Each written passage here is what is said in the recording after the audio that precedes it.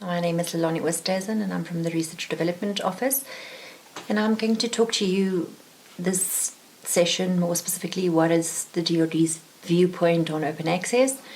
Open access is the ability to have your research information available online for basically anyone to read it, to obtain it, without any hurdles and any cost involved.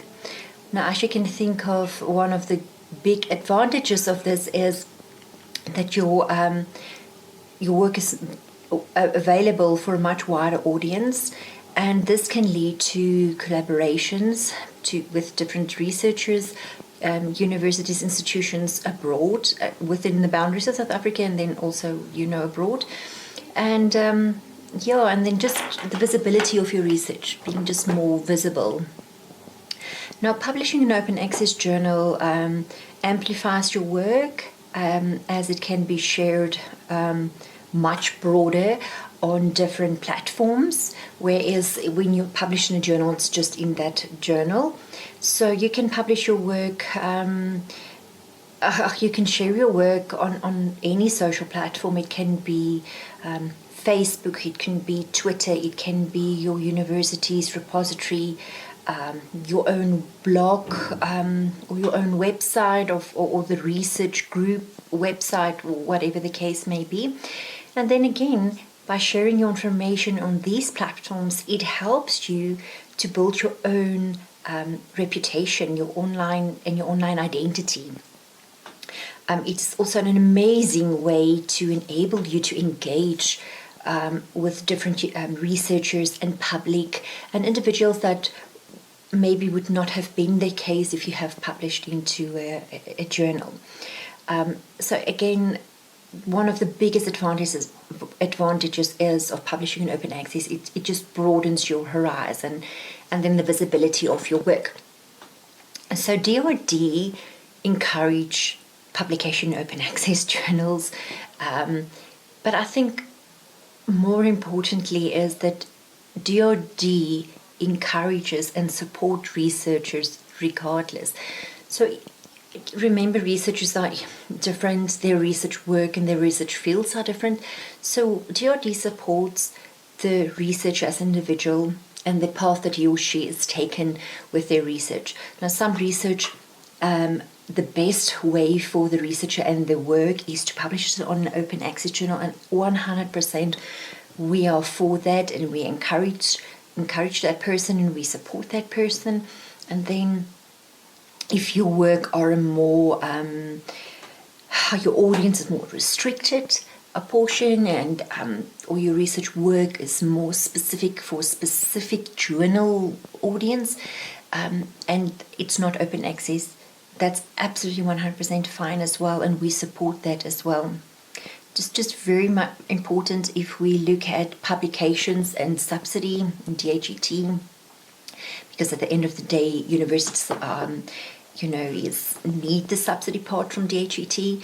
Just please make sure that the journal you publish in, whether it's open access or not, that it's on the accredited journal list, the one that DHET provides, and that it adheres to all the criteria set out by DHET. Now, these lists are available on the university's website.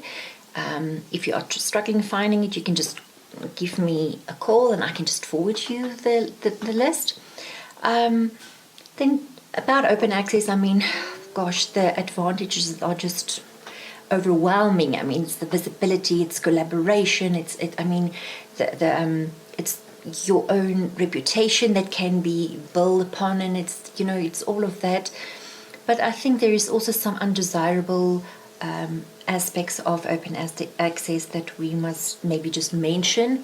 I think the biggest one is cost. It's very costly currently to publish in open access journals, and that cost is the responsibility of the researcher. So that basically it will come out of your research entity. In that sense, DoD would really like to suggest and to encourage researchers to rather use all awards, funding in the entity to accumulate and then to, at the end, pay for open access publication. So for the awards that at the end of the year that's usually being paid out, rather let that whole award that you get for outputs for the previous year be transferred to your entity. You will see DRD pays SLEs to each faculty each year. 15% of that SLE is to be used for research costs. Now, research cost is then article processing charges in the case of open access, or normal page fees. Faculties handle these matters differently on their own. So there are some faculties that you just apply, and it's like a first come first basis concept. Then there are other faculties that you apply or you request for the funds, and then when their research committees do have their meetings, they decide and approve on these types of funds.